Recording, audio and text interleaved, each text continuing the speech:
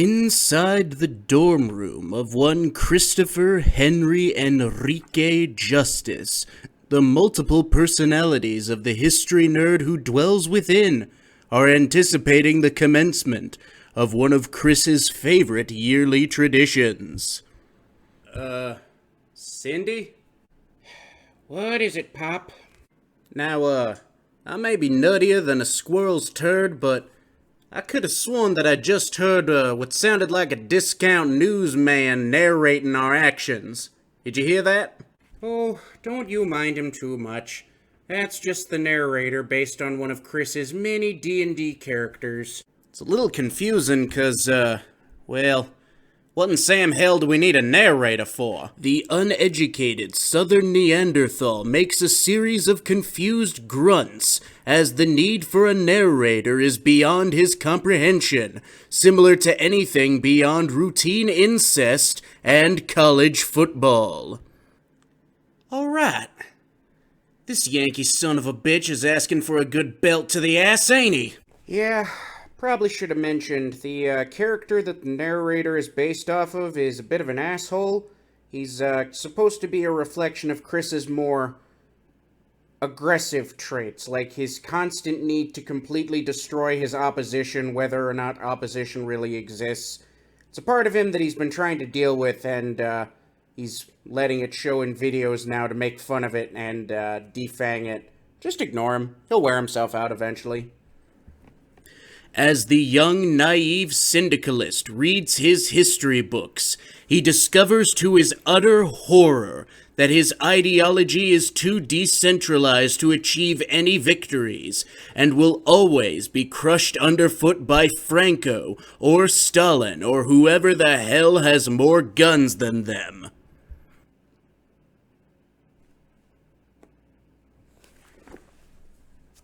Nothing I haven't heard before. Well, Cindy, you may be willing to let bygones be bygones, but I ain't. I'm so goddamn tired of hearing this incest stereotype about the American South. Let me lay it out for you. You know where that comes from? That comes from elite Southern families. I'm talking plantation owners, people who owned slaves. Turns out that on top of being racist, they were also incredibly elitist, and thought that it wasn't worth mixing with us lower class folk. So not only did they send us off to die in the Civil War because they were too lazy to pick their own damn cotton, but they also shacked up with their cousins to keep the bloodlines pure. That's where that stereotype comes from. And yes, we Southerners do like college football. You know why? Because college football is awesome. The bowl system and playoff format of FBS makes no goddamn sense. In fact, the playoff structure of FCS makes much more sense, and is way more fun to watch. Also, the SEC is overrated. Pop, I need you to take a deep breath, pal. If you give him any attention, it's just gonna increase his power, and then some really weird stuff is gonna happen. Just don't play his game, alright? Take a deep breath, and, who am I kidding? We're absolutely fucked, aren't we? No, forget calming down. I'm taking this ethereal bastard out. Come on, line starts here. Take a ticket. Yes. Good. Give me more negativity, mortal. I grow in power and validation. Only the truly eldritch and arcane powers of the universe can stop my reign of terror.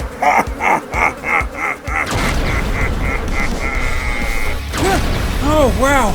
Way to go, Johansson. You just stumbled into Relia and let goddamn Cthulhu out. In English, please, Cindy. For God's sake, read Lovecraft at some point. No, bad.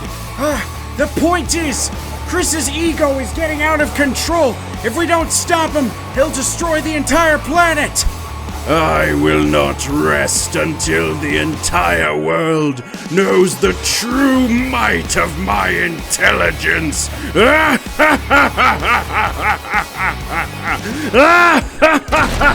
no! With that sheer amount of arrogance, he could cause a mass extinction event! There's only one person who can stop him!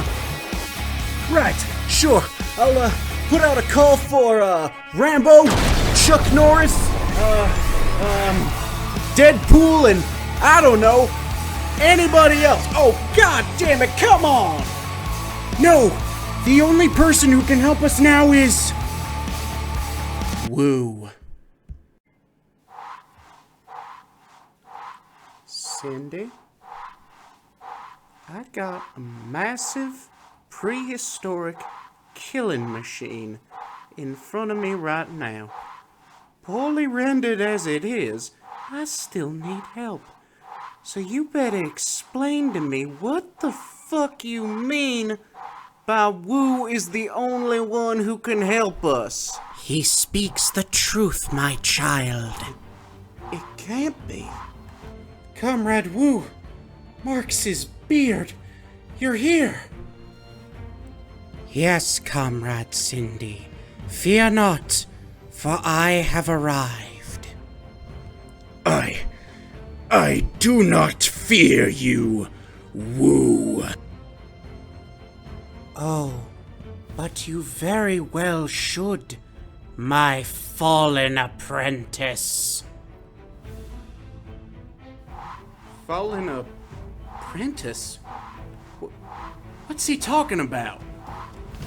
Many years ago, I trained Chris's ego in the art of class consciousness.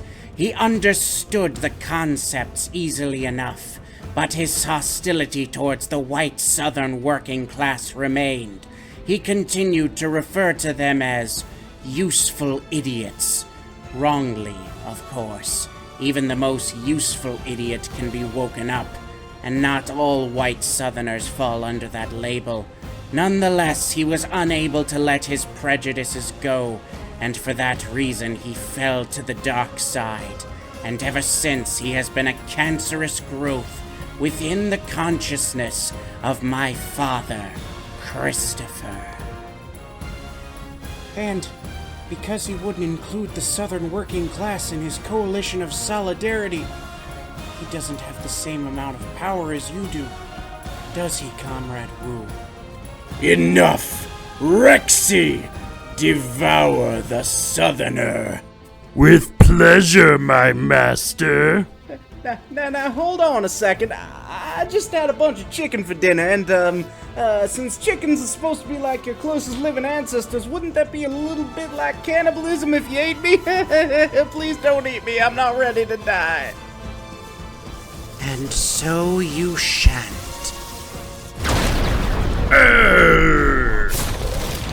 Ow! I'm dead. Well, remind me to never piss a beta fish off. Hot damn! Oh yeah, you don't want to mess with a beta fish. They're pretty damn serious. This is merely a setback, my former master. You were a fool to reject my idea of an elite vanguard proletarian. Only the well-educated can free the working class. You should know this more than anyone. You are named Wu, the acronym for the place of study, Wichita University. Wait. Hold on just a goddamn second. First of all, I'm pretty sure it's proletariat, not proletarian. I may be a uneducated Southern Neanderthal, but I think you might not know your theory very well, pal. And it's a good thing that Cindy relentlessly reads me theory, because I seem to know a little bit more about it than you. Also, elite proletariat? Vanguard? You're nothing more than a goddamn Leninist, ain't you? That's all you are. Just a middle-class kid who thinks that the workers are too damn stupid to free themselves. Cindy, am I onto something here? Yep. You're not only in the ballpark, my friend, you got front row seats right behind home plate. Yeah, this, ego fella is absolutely a Leninist. Also, I was trained by Comrade Wu after you fell from grace. And he once told me something very important about his name. What was it that you told me about your name, Comrade Wu? My name means Workers United, not Wichita University. Uniting workers is the most important thing to a leftist, not their level of education. There. You see? You make too many assumptions. Not everyone who disagrees with you is poorly educated. And even if someone is poorly educated, that doesn't mean they're a bad person. They're a victim of the system. Someone that you need to help. Kindly get the hell out of here, Ego. We don't need you right now. Fine, I'll leave, but I will return in another form, foolish Trotskyite. Another form, huh? I'm sure it's nothing to worry about. Well, that was an interesting encounter, wasn't it? Almost got eaten by a T-Rex, which is only the second most traumatic thing that a chicken kin has ever done to me. Learned that one of Chris's middle names is Enrique. Didn't know that, which is a little weird, since I literally live in his head. And that narrator fella, or Ego, or whatever the hell we're calling him, sounded a little menacing, Cindy. Let's hope that he just stays in the opening skit and doesn't show up later. Speaking of which, we should probably wrap this opening skit up so we can get to the meat of the video, huh? I'm sure the viewers are getting a little confused. Yeah. First off, Chris's middle name isn't Enrique. That was actually his Spanish name back in high school. Thought it sounded cool. Plus, Enrique is just fun to say, you know? Also, yeah, we probably should wrap it up. As for that Leninist fella that we were talking to earlier, I wouldn't worry too much about him. I mean, honestly, what's the worst thing he can do? It's not like he's out plotting his revenge right now or anything. Comrade Cortana, commence with the playing of my plotting music.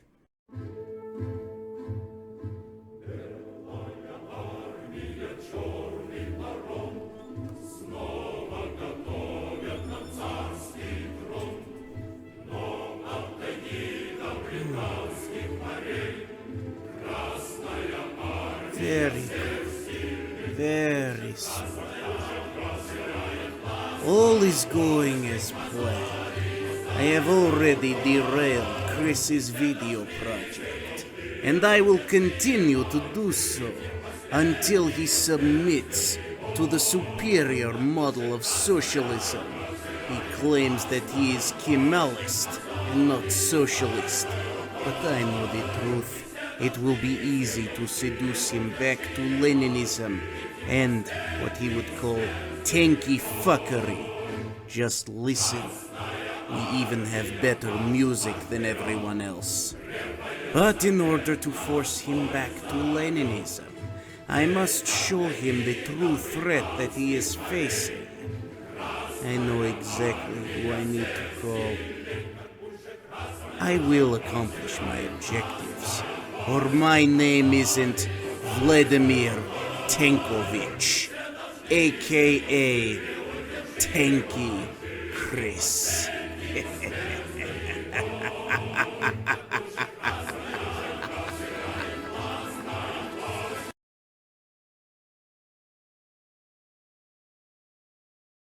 So, what did Chris call this tournament that he's so excited about? Late winter lunacy or something like that? Nah, I think it's something like college craziness or amateur athletic anarchy. No. It doesn't have anything to do with college in its name. It's Something to do with the time of year. Oh, February fanaticism? Close, but no. I think it might be, springtime psychopathy? I think it has March in the name. March malarkey? Did somebody say malarkey? Not now, Joe. You were on track with the March thing. March murder? March, massacre, maybe? March massacre? March mania. March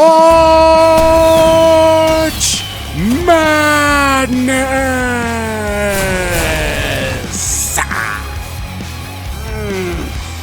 Chris, you are such a damn tryhard sometimes.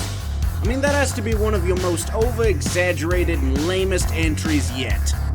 You can shut right the fuck up, Pop. Because god damn it, we didn't have one last year, and Wichita State is in it this year. So shut up and watch some college hoops with me. Yeah, glad to see that you're excited and all, boss, but, we still gotta make part 2 of that, Sons of Confederate Veterans thing. What exactly does, any of this have to do with that? Just asking. Let's see. Well, my college is in it. My college is in it. My college is in it. I almost died last year and didn't get to live to see this. And, it involves Drake. Does that answer your question of how this has anything to do with the Sons of Confederate Veterans? Wait, it involves Drake? Alright, I withdraw my criticism then. Let's get into this, huh? Yes. Our beloved Shockers, the Shock Troops, are going up against the dreaded Drake University of Des Moines, Iowa. Those Bulldogs don't stand a chance. Oh, you son of a liberal. You tricked me. I thought you meant that other Drake. God damn it. Come on, Cindy. You really think I still care about somebody I had a debate with so long ago that the curse of the goddamn Billy Goat was still a thing? Just chill out and watch some damn college basketball with me. Come on, man. You go to Wichita State too. You remember, we even used to have some classes with some of these guys. Support your team, Cindy. Alright, fine. It's your head, so I guess we're gonna do what you want. I won't get too excited about it, though. I don't really care all that much about sports. Pop, you gonna get in on this too? Yeah, sure, I'll watch too. I'm more of a football man myself, but, beggars can't be choosers. Yeah, bringing back the, football program seems to be, one of the few things the Cokes are unable to do for this university, so let's watch some basketball. Transition defense that time by the Bulldogs, getting back after that turnover. First three is down. DJ Wilkins. Ah, scheitza. State and their defense are going to be able to lock in and force you to take a shot, like we saw with Brody into the shot clock. Big bodies going at it there, and Morris Udeze scores for the first time. Yes! Ha ha! Oh, what was that? I felt exhilarated, even though I wasn't the one who scored. As if the mere feeling of sympathy for that fellow Shocker. I think I'm getting invested in this. Haha, there he is. That's my guy. Early in the paint. And now Gilbert from the foul stripe will knock it down. Oh man, we're well in the lead now. This is going great. Chance from the Drake faithful. Etienne hadn't gotten loose yet. Offensive rebound again, and this time put down by Dexter Dennis. Our score is old enough to drink, baby. 10 straight games. Congratulations to them. This time Drake forces a turnover. Yesufu Jackson closing. Oh! How did they get back into this game? This, getting a little nervous here. 4 turnovers now, last 4.5 minutes for Drake, one of the better teams in the country protecting the ball. That's an and one for Udeze. Okay, we have the lead again. We just gotta keep the momentum going and not let them pull whatever wizardry they just pulled again. All vying for a chance to get a national championship. Inside, coming out of the top. Damn it! Son of a bitch, they did it again! More matchup. Winner advancing to play USC. And nice lead. Wade with the dunk. This time Udeze with the pass. Okay, we just gotta add to the lead. We just gotta hold them. We can do this. The last 6, they got a chance to take the lead. And here's Brody, powered his way in with the reverse. And Drake is on. It's Jamel Murphy with a steal. Now Dennis takes it right back. Clock ticks to 10. Three-pointer on its way. Dennis! Oh! Come on, we just need to score one more time. Come on! And Wichita State a chance at the final shot. They're down 1. This is for the win. Oh! Off the front eye. No! Stannis! Don't attack King's Landing yet! You don't have enough men! No! Basketball! Oh my god. That was brutal. I think we need to cancel the video project. I don't think I have it in me to do this anymore.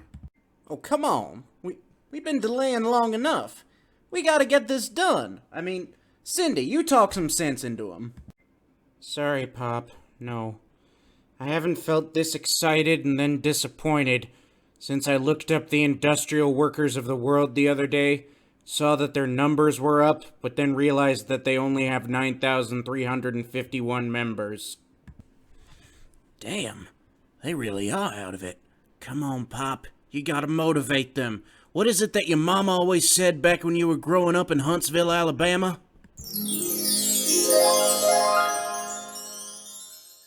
The Rocket City Trash Pandas is the dumbest yet most awesome name of a baseball team I have ever heard. No, that ain't it. Think harder, Pop. Confusing a redneck with a hillbilly is like getting the Alabama Crimson Tide and Auburn Tigers mixed up. Nah, that wasn't it either. Good advice, though.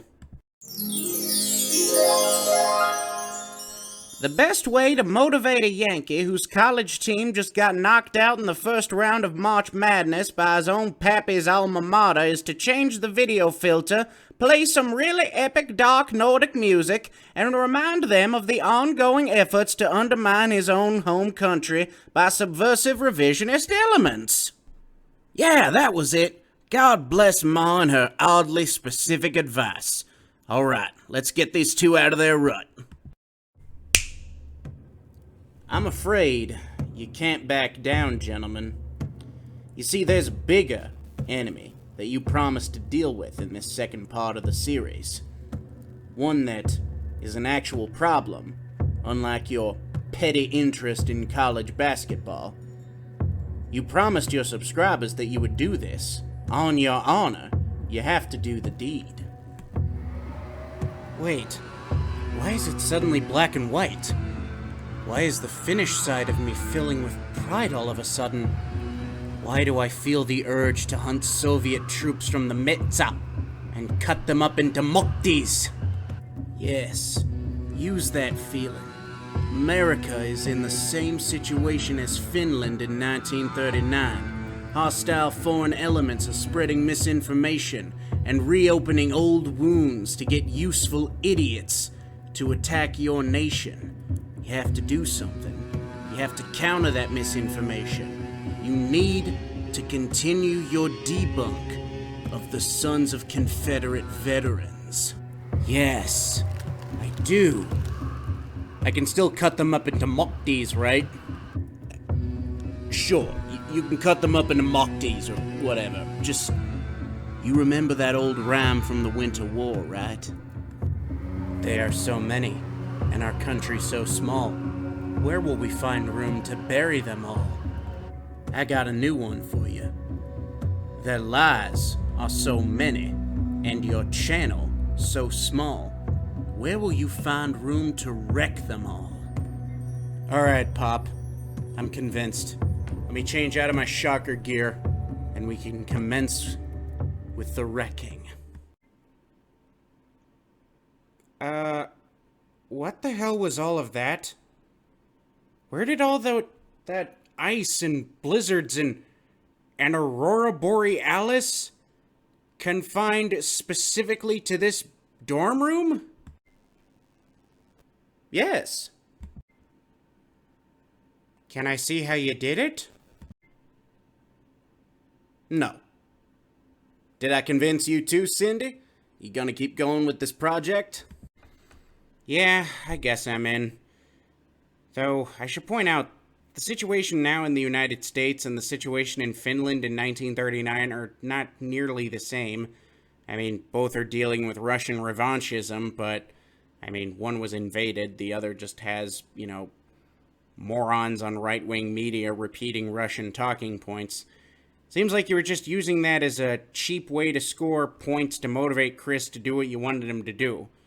Don't really know how you knew about my Scandinavian heritage, but, I mean, it worked, so. Oh, please, Cindy. You're a white guy from St. Paul, Minnesota. Ain't no way you didn't have Scandinavian heritage. I mean, the football team's called the Vikings for a reason. Yeah.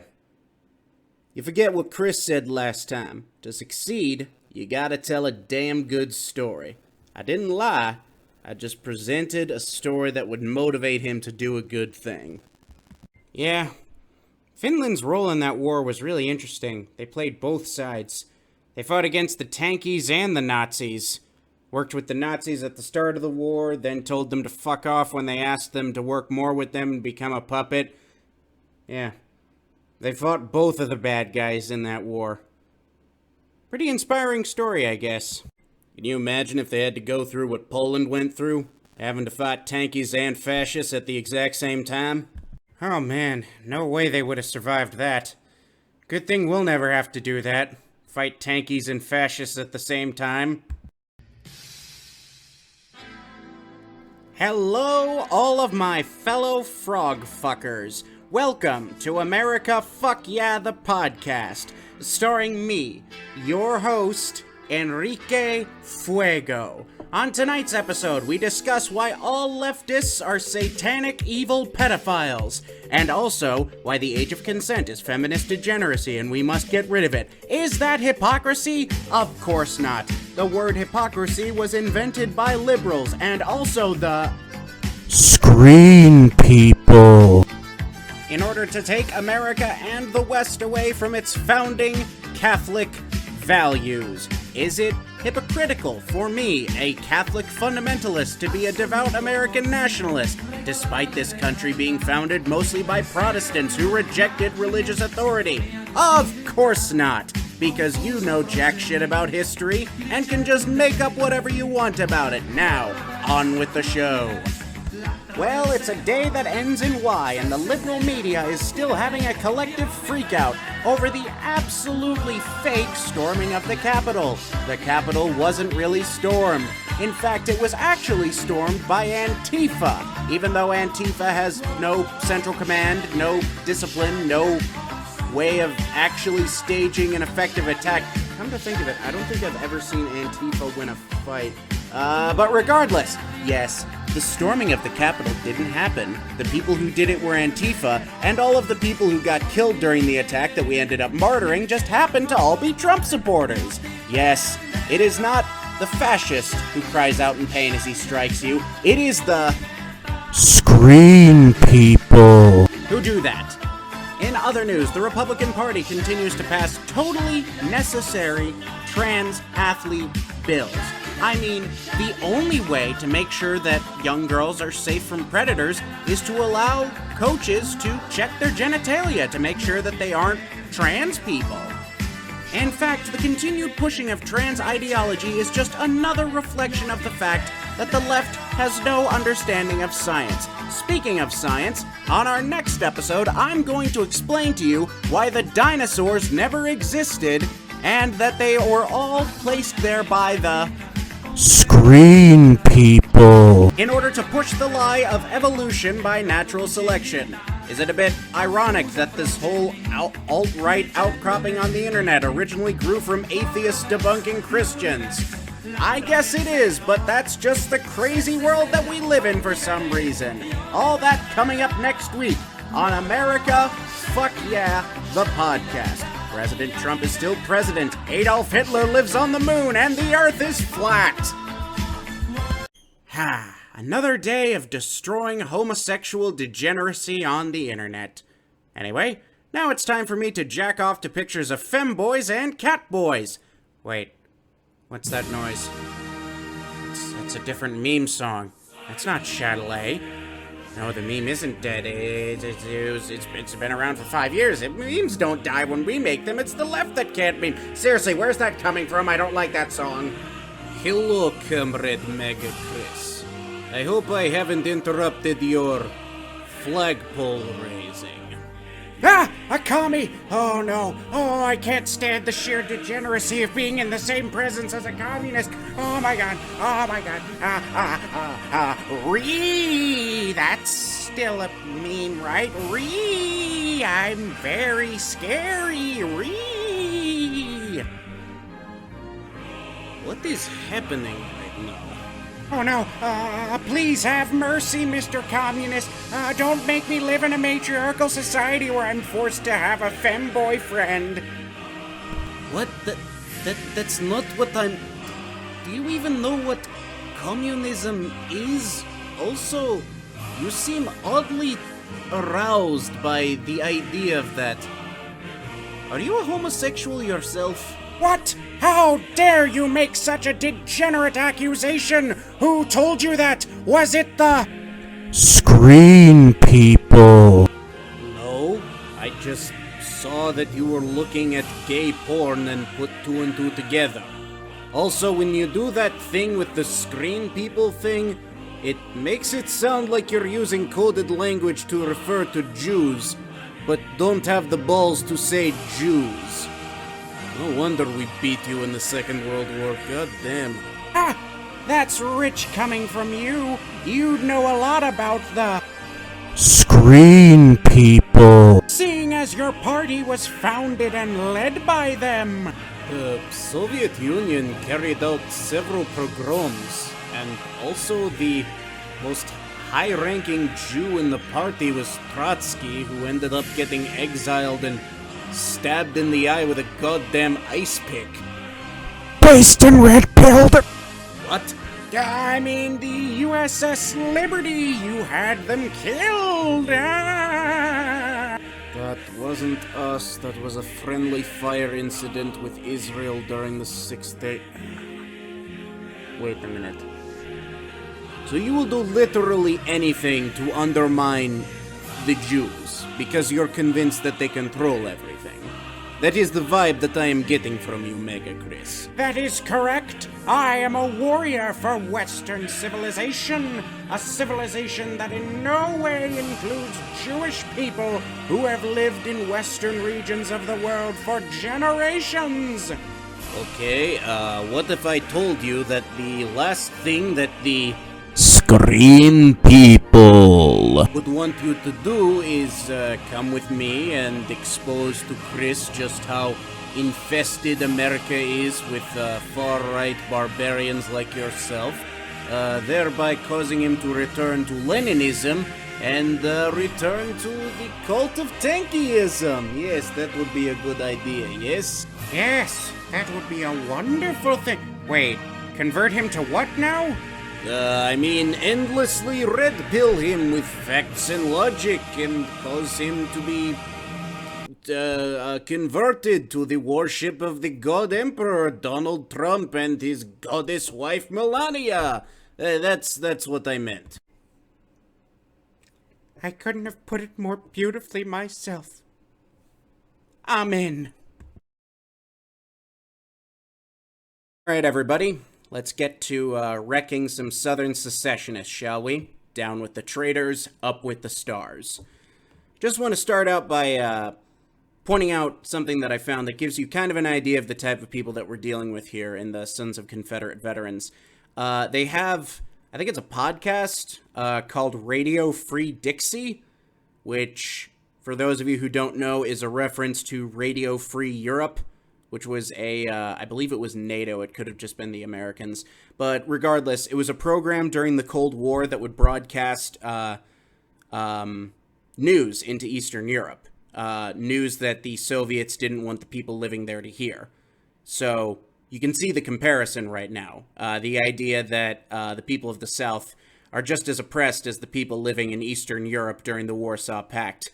You know, let me tell you, whenever these good old boys get out there with their stars and bars, they're mercilessly mowed down by federal troops and run over with tanks. The oppression complex is showing. But that's a bit of a tangent. Let's get into a video that they posted about their beloved Dixie, shall we? Dixie, the South, is a special place for many people, from the misty slopes of the Carolinas to the Louisiana bayous, the red hills of Georgia, and never-ending plains of Texas. The South is different, and yet the same. What? No mention of Alabama? That's pathetic. That's your main complaint, Pop? This video's pushing for a regional identity in a country that's dependent on a federalist system. I think you're missing the overall subversive message here. Yeah, I mean, they're not even making much of a point about why the South is unique or different. Like, I could literally do the same thing for my home state of Kansas. Watch this. Kansas, the sunflower state. A state that means so many things to so many different people. From the actual never-ending plains of western Kansas, which will make you slowly go insane with their absolutely featureless environment as you slowly question what life even means if a land can be so empty and so dull. Excuse me, to the beautiful Flint Hills in southern Kansas that gives our state a bit of diversity in its landmass.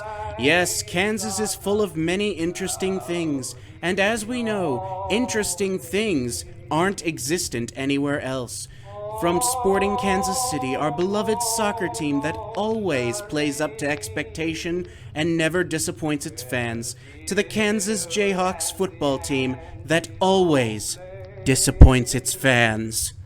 Yes, Kansas has been full of many interesting people, such as John Brown, our Che Guevara-esque Santa Claus look-alike who turned Jayhawk during Bleeding Kansas and would later lay down his life in a doomed but valiant attempt to start an uprising among American slaves and end the institution of slavery. Unfortunately, many Kansans have forgotten this fact and actively embrace the treasonous message of the American South. But nonetheless, the fact that Kansas has many interesting features means that you should blindly love the state and never try to change it, because changing a state that you love isn't actually loving it. No. Blindly accepting it is the way to go. Never question the authorities. Stay asleep. Never remember what a Jayhawk is.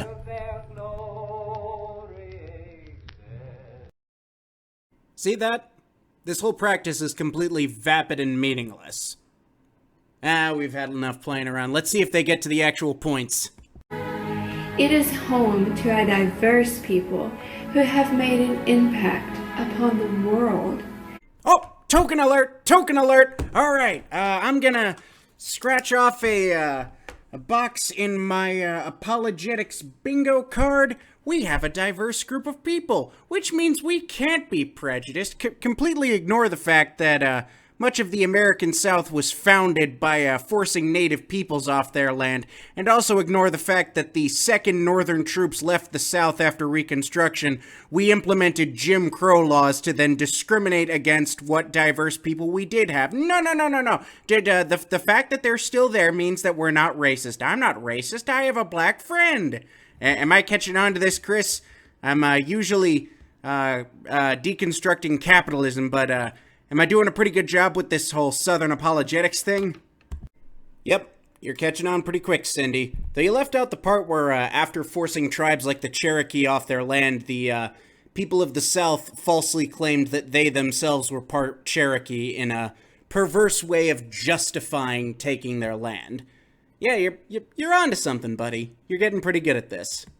Honestly, this is like someone claiming that anti-Jewish pogroms in Eastern Europe weren't that bad because Jews still live there. Or that the Romani people haven't been discriminated against because they still exist.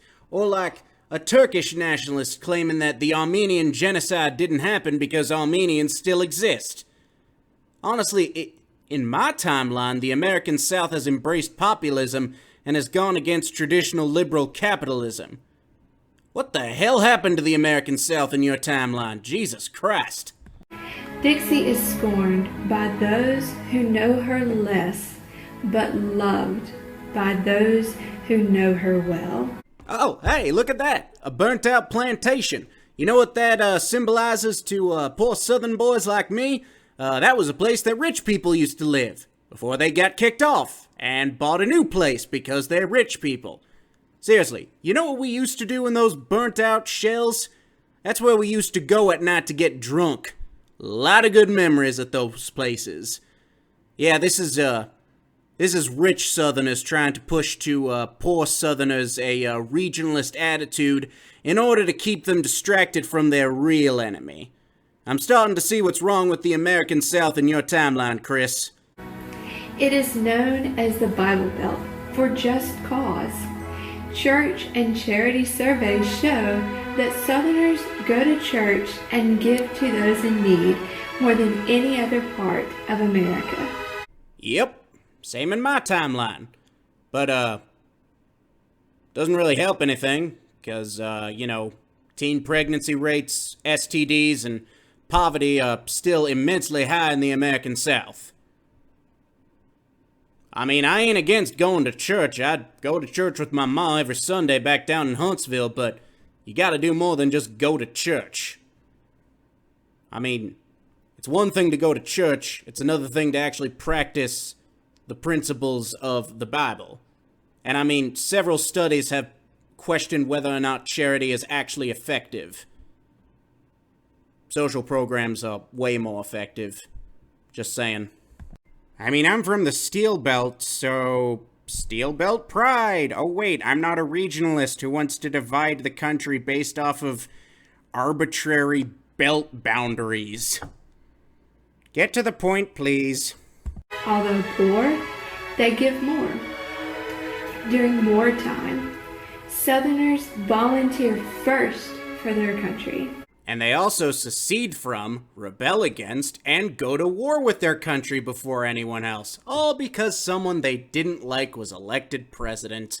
You guys literally stand alone in that regard. I swear to Christ, if you're about to list off a bunch of Southerners who served in the U.S. Army, I'm just gonna respond by giving you the casualty numbers for the number of American troops that your ancestors killed in the Civil War. You don't get to claim to be proud of Southerners who served in the U.S. military while also honoring Southerners who killed American soldiers. Alvin York of Tennessee was the most decorated veteran of World War I. Aha! I knew you were gonna pull that trick! Chris, where did that hat come from? Oh, it's my old reenactment hat. It's more appropriate, I guess. Yes, Alvin York did serve in the American Expeditionary Force and was the most decorated American soldier in the First World War. American soldier. Not Confederate, American. He served in the American Army, which again is the army that your ancestors rebelled against and killed en masse. Just saying. I know that you're going to keep doing this, so I'm going to hold off on those casualty numbers. But just remember that the flag that Alvin York fought under is the same flag that you guys were shooting at during the Civil War. You don't get to claim one group of veterans who served in the U.S. Army while also honoring another group of veterans who served in a rebel army. That's not how that works.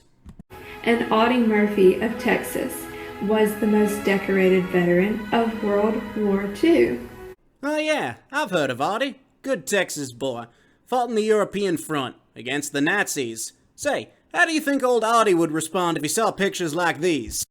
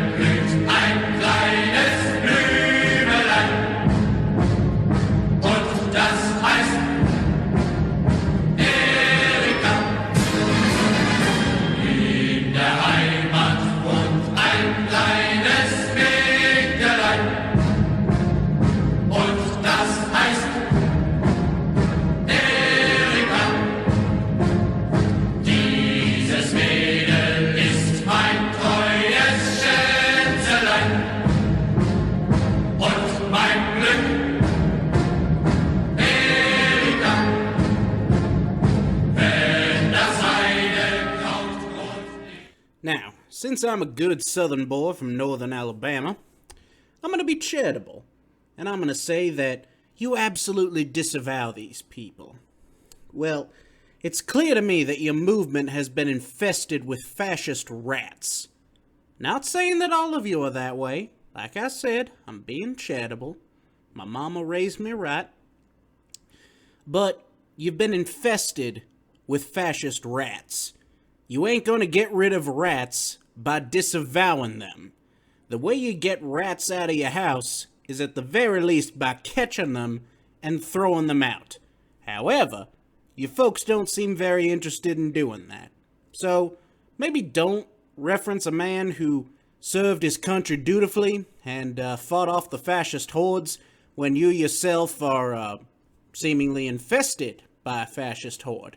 Just my word of advice. Chris, you want to give those casualty numbers now? Yeah, let me start by sharing some information that I actually didn't know. After World War II, Audie Murphy had a successful acting career. His breakout role was in The Red Badge of Courage, where he played a Union soldier. Irony! Anyway, even in the movies, he remained loyal to his country. Anyway, the total number of Union casualties killed in action, 110,000. More than any other American war. 110,000 American boys dead. Way to go. You know, I like how you guys pick and choose what soldiers you honor.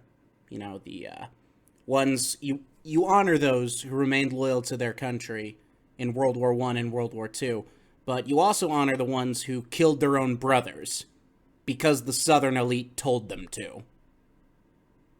Very, very, very good thing to be proud of. Just nice job, guys. Since Southerners have a biblical worldview, they understand that no society is free of sin and shame. Therefore, Southerners can address wrongs and act to correct them. Okay, this is gonna sound mean. When have they ever done that? I'm genuinely asking. I mean, I can think of plenty of black Southerners who have fought for, abolition and civil rights. Ironically, the folks who are standing against them seem to be the ones flying your flag. The last time I can think of, white Southerners banding together to fight for something good is the Battle of Blair Mountain back in 1921, when they were fighting for Union rights. Aside from that, literally every major move towards progress in this country, advancing people's rights, advancing human knowledge and science, literally everything has been opposed, largely, by you guys. You know, it's funny. One of the main sins in the Bible is pride. Yet you guys are proud of something as petty as where you're born. Now, I'm proud of where I'm from, but I don't claim to be a Christian, and I don't even claim to believe in sin. It's just a bit of fun hypocrisy from you guys. Southerners are a proud people who have watched for 50 years as their ancestors are belittled and slandered. What happened 50 years ago? All right, everybody. Let's play an edition of What Happened 50 Years Ago. Let's see. The St. Louis Blues were founded. That probably isn't it, though. The Kansas City Royals were founded. That probably isn't it either. The Civil Rights Movement, which brought to the forefront the South's history of racism and discrimination. You know, maybe your ancestors have been, slandered because people saw that the people who were protesting against civil rights were flying Confederate flags and decided to look into what the Confederacy actually stood for. Notice, and this is a lot of stuff in the far-right narrative, notice how everything bad started 50 years ago. Literally everything with these people, everything bad started 50 years ago. It's all tracing back to the civil rights movement for them. That's why neo-Nazis talk about the immigration reform that took place that decade. That's why neo-Confederates talk about the civil rights movement. That's what they mean by 50 years ago. Your ancestors aren't being slandered. We've just uncovered just how shitty they were. And it's not just Chris claiming that our ancestors have been very shitty. I actually have proof of that. I'm going to read to you a little speech that was given by the Vice President of the Confederate States of America explaining the reasons for secession. And, I don't know, maybe we'll put some music from Hearts of Iron 4 over it. I'm sure we'll come up with something good. Let's get into this. All right. Here are some highlights from the cornerstone speech given by Vice President of the Confederacy, Alexander H. Stephens. Wish I didn't have a southern accent because reading this is disgusting, but it has to be done. When referring to the foundations of the Confederacy, Vice President Stephens says, quote, "Its foundations are laid. Its cornerstone rests upon the great truth that the Negro is not equal to the white man, that slavery, subordination to the superior race, is his natural condition. This, our new government, is the first in the history of the world, won't be the last, unfortunately, based upon this great physical, philosophical, and moral truth." And he continues, "His confederacy is founded upon principles in strict conformity with these laws. This stone, which was rejected by the first builders, has become the chief corner, the real cornerstone in our new edifice." And here he elaborates, as if wanting to make sure that revisionists, such as the good folks at the Sons of Confederate Veterans, wanted to make sure that they absolutely knew what he was sending the boys of the South to go to fight and die for. This is what our ancestors fought for, just so you know. "The new Constitution has put at rest forever all the agitating questions, as in pushes for abolition, relating to our peculiar institution," read slavery, "African slavery as it exists among us, the proper status of the Negro in our form of civilization. This was the immediate cause of the late rupture and present revolution. Jefferson, in his forecast, has anticipated this as the rock upon which the old Union would split," which is why he originally wanted a denouncement of slavery in the Declaration of Independence. "He was right. What was conjecture with him is now a realized fact, but whether he fully comprehended the great truth upon which that rock stood and stands may be doubted. The prevailing ideas entertained by him and most of the leading statesmen at the time of the foundation of the old Constitution were that the enslavement of the African was in violation of the laws of nature, that it was wrong in principle, socially, morally, and politically. It was an evil they knew not well how to deal with, but the general opinion of the men of the day was that somehow or other, in the order of Providence, the institution would be evanescent and pass away. Those ideas, however, were fundamentally wrong. They rested upon the assumption of the equality of races. This was an error. It was a sandy foundation, and the idea of a government built upon it. When the storm came and the wind blew, it fell." My God. That was, actually the first time I've ever read that. So, to put that into layman's terms, what Stephens was saying, and people on the left often rightly criticize our founding fathers for fighting for freedom, but owning slaves. Stephens is saying that, yeah, they were hypocrites for doing that. But he's not saying that because he's anti-slavery, he's saying that because he's pro-slavery. He admits that he thinks that the founding words of our republic, the equality of men, that he believes that was a lie. You know, groups like the Sons of Confederate Veterans love to push the whole states' rights argument. And that is often what they told Southern troops when they sent them off to die. Of course, a lot of them knew that it was really so that the rich people could keep their slaves. I find it funny that the people who claim to be honoring these boys who died for a lie are pushing the same lie that got them killed. I mean, if I had died in the Civil War on the southern side, I wouldn't want all these monuments to me. I wouldn't want people to continue to believe the lie that I died for. Honestly, I just want to rest. This isn't worth honoring. This was a rejection of the American Revolution. This was a counter-revolution. Continuing to honor the men who sent so many Southern boys off to die, it's not worth it. It's not the American thing to do. Sorry, I got a little heavy there. As if it wasn't bad enough that, these people are lying about what the Civil War was about. As if it isn't bad enough that so many proletarian workers were sent off to die to keep people of color in chains.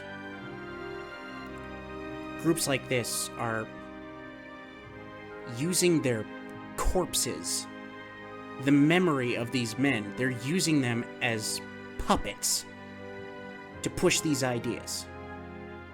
They can't even let these men rest. They're still using them as shields to push their ideas. This isn't treating the fallen with dignity. It's using them to advance the very lie that they died for. I mean, this is disgusting. This is not how you honor anybody, let alone people who committed treason. It's a divide and conquer strategy. They want to keep poor Southerners in this mindset, this lost cause mindset. They want to convince them that it's okay to keep using these symbols as a way to keep people of color away from them. It's a way to prevent worker solidarity. It's worth criticizing from the left. It's worth criticizing from the liberal perspective that these people are whitewashing counter-revolutionaries who came very close to destroying our country. I'm just gonna say it. These people are disgusting. Fuck them. Attacking the South's unique history has become so common that leftists and neo-Marxists.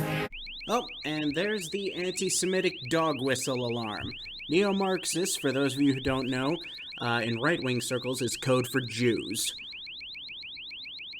Yeah, you can talk about neo-Marxists all you want. We read what your goddamn vice president just said. We know that this shit is a lie. Shut the fuck up.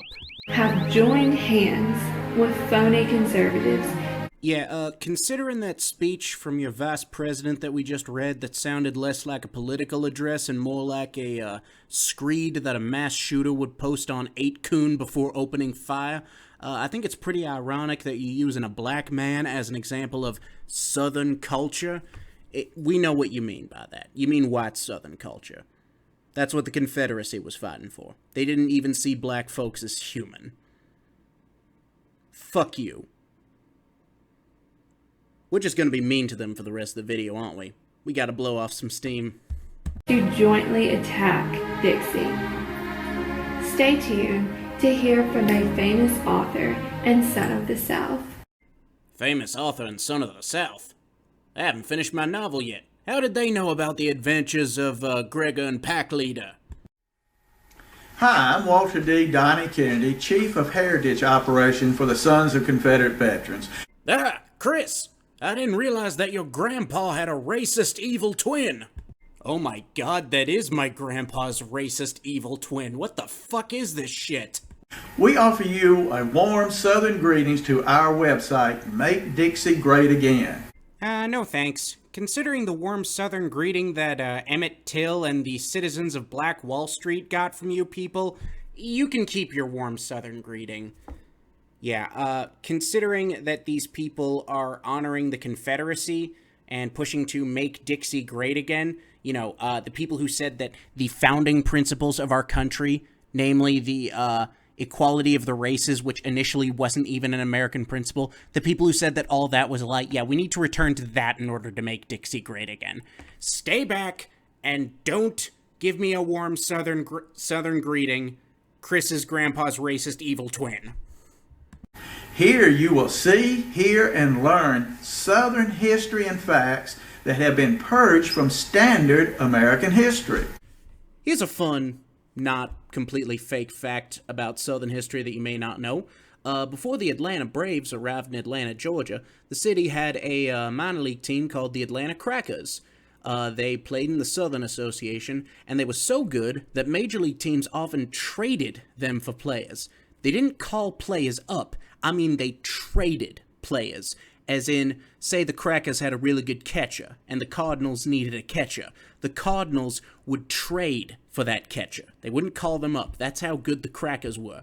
They were called the Yankees of the South. That's how good they were.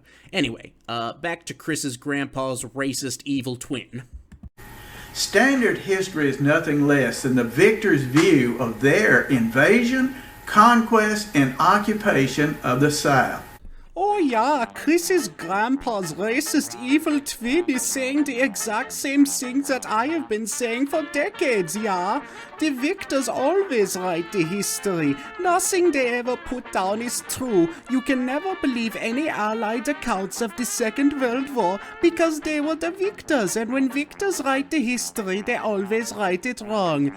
And I am not the only one who thinks this way. Allow me to introduce my friend. Hello everyone, I am Alparslan Turkis, leader of the Grey Wolves terrorist organization, Turkish fascist, and massive denier of the Armenian genocide. How are things going, Hans? What are we discussing today?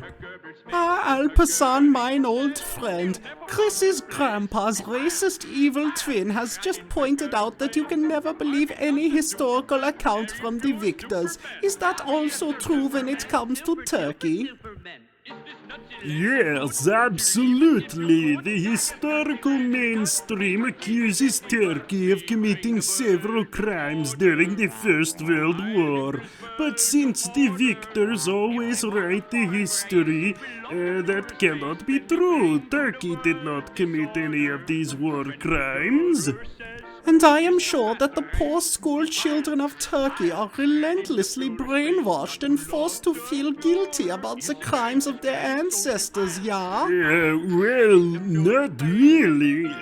You see, Hans, history in Turkey is written by the people who survived. And since all the Armenians and Greeks just happened to disappear from the years 1915 to 17, we conveniently got to write all the history. So even though history is written by the victors, and I will complain about that undeniable fact all day long, by some miracle, the children of Turkey are able to hear the truth. Oh, I see. So there was no genocide. The Armenians and Greeks all just conveniently disappeared.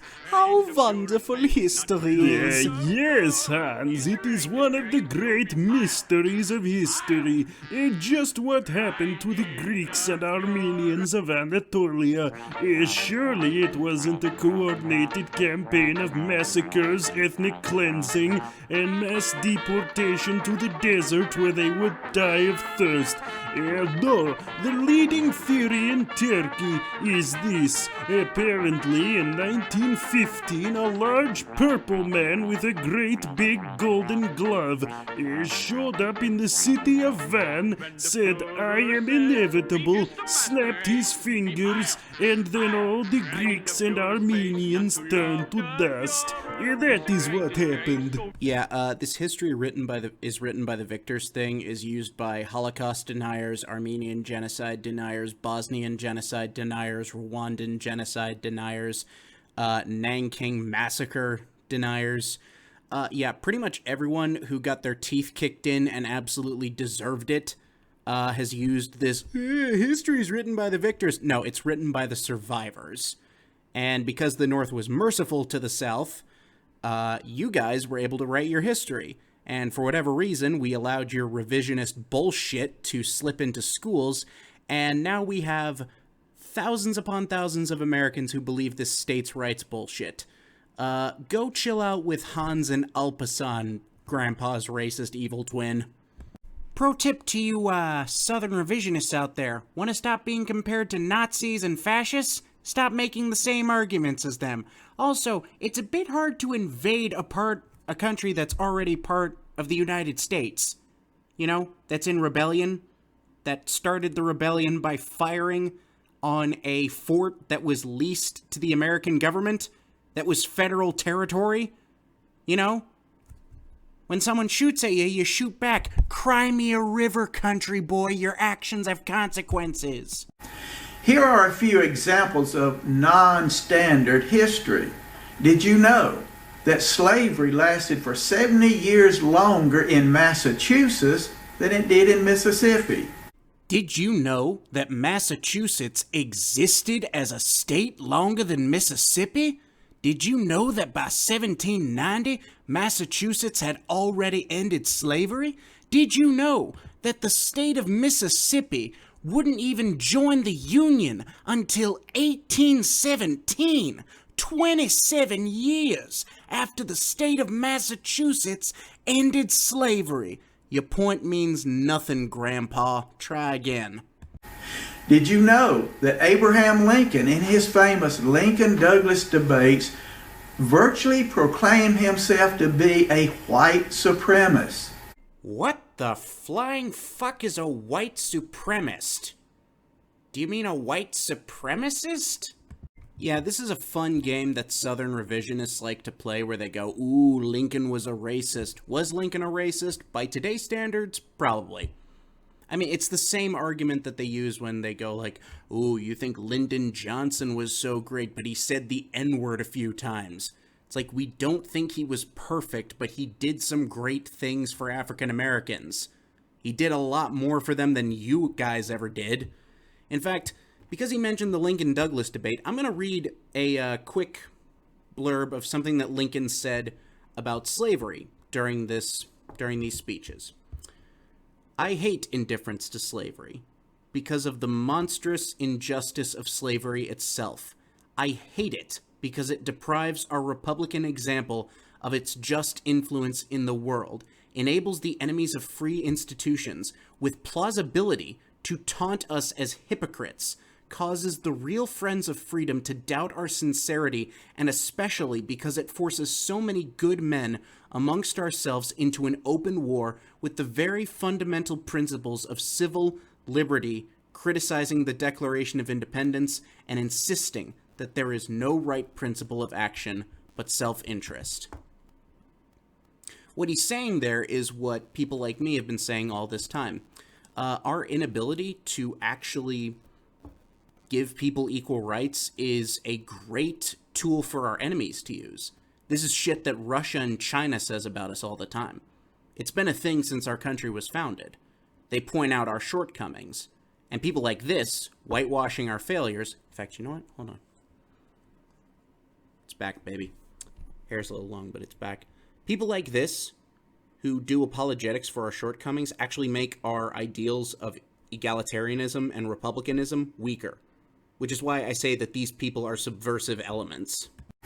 Or did you know that the President of the Confederate States of America, Jefferson Davis, and his family befriended an orphan black child and secured the child's freedom and treated him as one of their children, thus being the first American president with an African American child in a presidential residence? Okay, first of all, Jefferson Davis wasn't an American president. He was a Confederate president. By seceding from the United States of America, you are no longer an American. You can fuck right off with that shit.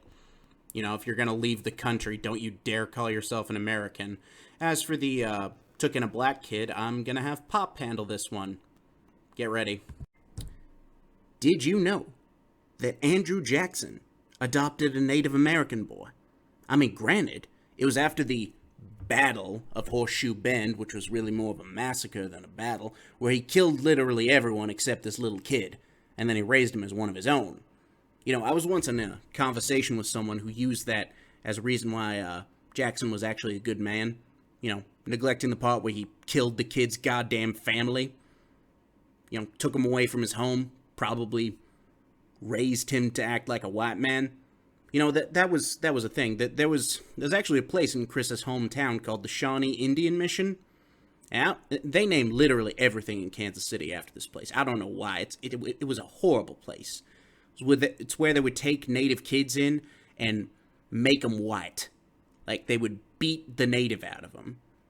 I'm pretty sure Davis did the exact same thing. Hey, did you know that during World War II, the Nazis would take in kids who looked German from their families and raise them to be German? They were nice to kids once. That makes them good. Again, if you don't want to get compared to Nazis and fascists, don't use the same damn arguments as them. I'm starting to think this is a feature, not a bug. My God, the South has gone in the wrong direction. Can I go back to my timeline now? I love how he freed one black child but didn't free anybody else. I love how he was the president of a country that was built on the literal cornerstone of white supremacy that had a provision in its fucking constitution that said that you couldn't end slavery. Other than that, it was the exact same as the United States Constitution. You people are morally bankrupt. And I think we're gonna make more videos on you in the future. Because, my God, there is so much shit here. This isn't even scratching the goddamn surface.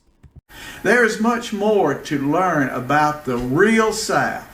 So we invite you to visit our website and let's make Dixie great again. There was only one man who ever had a chance of making Dixie great. And apparently in this timeline he was gunned down in 1935 in Baton Rouge, Louisiana. Hats off in respect to the Kingfish. You better believe I'm coming back, Granddad's racist evil twin, because this place is a goldmine of content. So long as nothing shows up to interrupt my plans for future videos, I'll be back. Hey, do you guys hear something? I think I hear Russian music or something. Am I going crazy? Is the narrator back? Cindy, will you shut up? You're interrupting my creative process. I'm trying to finish writing a short story about two trappers fighting a Wendigo. The first ever adventure of Pack and Gregor. Pop, I've told you, you gotta be careful with that story. Gregor could come off as a white savior, and if you don't do the Wendigo right, it could come off as cultural appropriation. Seriously, at some point you're gonna have to talk to some, like, experts on Algonquin culture or something. But seriously, nobody else hears that music? Wait, I think I hear it myself. Yeah, it's kinda catchy. I feel like I've heard it somewhere before, but when? It is a little number titled Let's Go by the Red Army Choir. You? I haven't spoken to you since I was 16. A very cringy time of my life indeed. That is no way to speak to an old comrade. We had so much fun together. When you believed in my ideology, you were the happiest you'd ever been in your life. But that is not why I'm here. There is someone else who wants to talk to you as well. Hey there, Chris. How are you, you autistic little freak? Ah, fuck. MAGA Chris. I don't even know why I have you in my head. I never fully fell for the alt-right ideology. Can I have Libertarian Chris or something?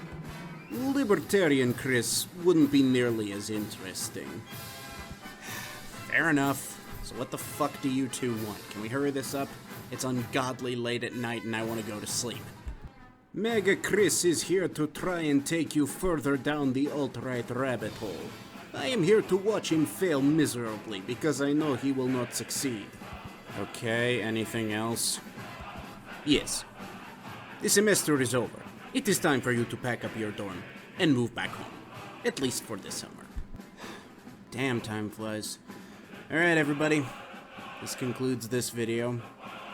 Might take a bit for me to get the next one out, but it's gonna be in a different setting. Tune in next time to see my battle with Tanky Chris and MAGA Chris. Thank you all for being so patient. This video has taken a long time. Yeah. Subscribe for more videos. See you next time. Well, that was an interesting encounter, wasn't it? Didn't realize that one of Chris's middle names was Enrique. Wonder what else I don't know about the man.